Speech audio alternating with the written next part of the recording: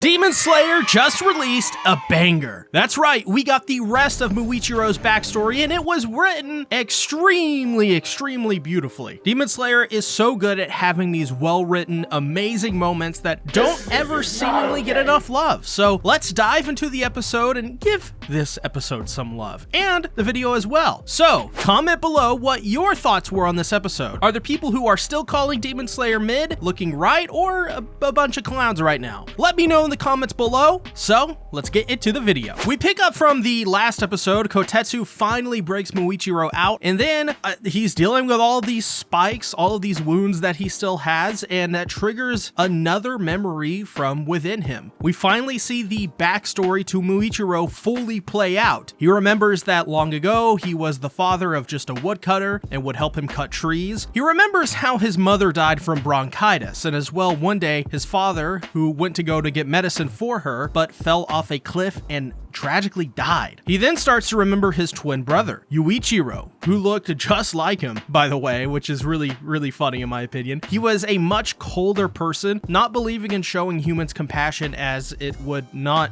do, it would do no good. Though Muichirou still believed in showing compassion as it's what their father taught them. Muichirou even thought their father was dumb for trying to save their mother because he believed she was already going to die anyways. So he then tells Muichirou that, and this is a really sad moment, but he tells him that the Mu in Muichirou is the ineffective, or something to that effect, which, goddamn, I thought the last couple of episodes, especially the one before last, I thought that one was really rough, killing Ginya's mom on Mother's Day, but damn, this was savage. But Jesus, Muichirou is like just the stone cold killer with these kinds of comments. Muichirou also feels when he lost his memories, he turned into Yuichiro, which seems to be true, as Muichirou prior to this moment very much never gave kindness or compassion to others. I mean, this all makes sense. He did live with Yuichiro in thinking he was this awful, cold person, and he was in a living hell for a while, so it doesn't surprise me that he would think this way.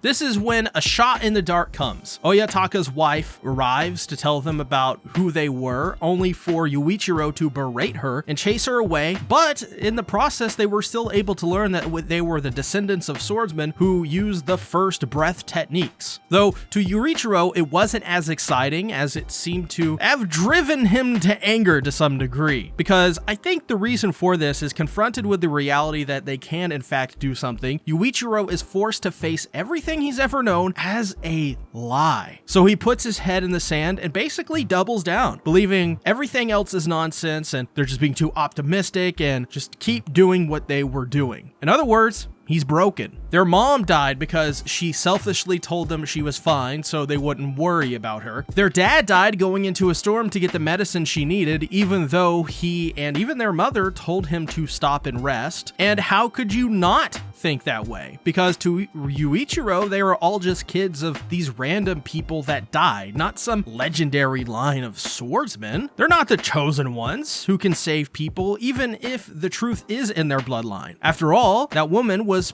probably just using them anyways. At least that's how they would rationalize it. So the two stopped talking to each other after that moment, and while Oyataka's wife continued to come back, Yuichiro would continue to chase her away. But one day, a demon came and attacked them, cutting off Yuichiro's arm. Oh, man, this is where it gets really sad. To the demon, they were useless lives who truly did nothing for anyone. After all, they were just woodcutters. This is when something bubbled up out of Muichiro and produced a wild howl or yell. He then blacked out, and when he came to, he realized he had completely obliterated the demon. He then slowly makes his way back to his brother, who was dying from the blood loss, and there, in Yuichiro's final moments, he's able to witness them. He begs for Muichiro to be spared, that he noticed all along how useful he wanted to be, and it was him who kept Muichiro down. So for that, he wishes the punishment to only lie with him. But then, in his final breath, he reveals that the Mu in Muichiro isn't invalid or ineffective, but it means infinity. After all, he's known for all this time that Muichiro was the chosen one.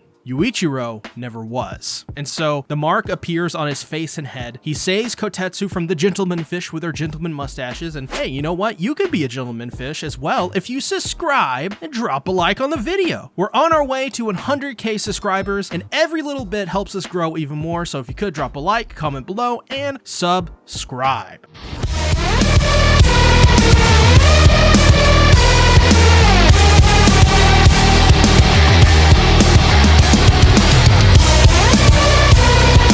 Back with the video, the Pod Demon is still trying to get Hage Nozuka-san to stop working on his, well, work, but as I learned from the Falling Devil, you just gotta let him cook. So Muichirou then attacks the demon, but he realizes he has a similar mark that Muzan talked about with Tanjiro.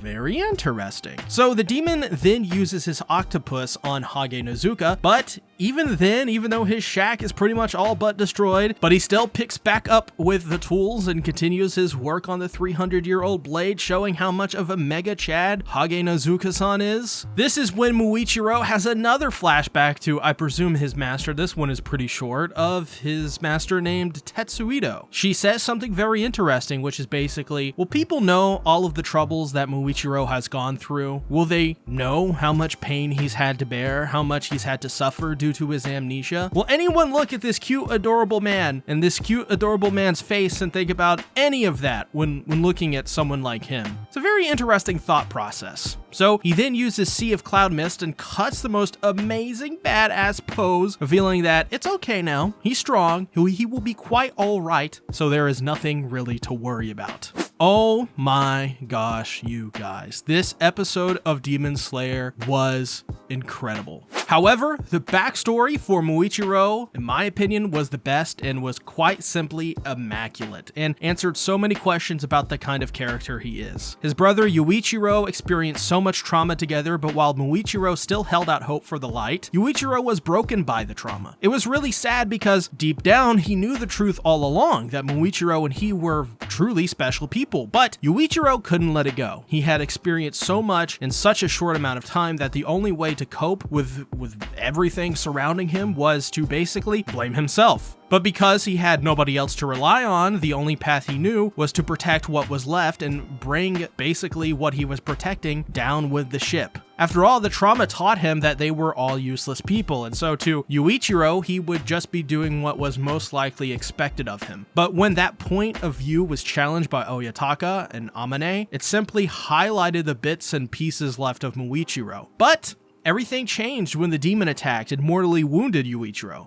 He died, saying the words he knew deep down were true, were always true, but were masked and covered up by the dirt and grime of his soul. Muichiro doesn't mean invalid or ineffective, it means infinite. His potential is boundless, and he knew he was special, and so to make things right, he wanted the punishment to lie only with him. After all, he is the one who held Muichiro back. He deserved it. Of course, I cannot wait for the next episode, so I want to get your guys' thoughts. What did you think about episode 8 of Swordsmith Village? Also, be sure to check out my 100 Attack on Titan facts. It was a really good video, especially if you're a little bit newer to the channel. Thanks for watching. See you in the next episode. Bye-bye.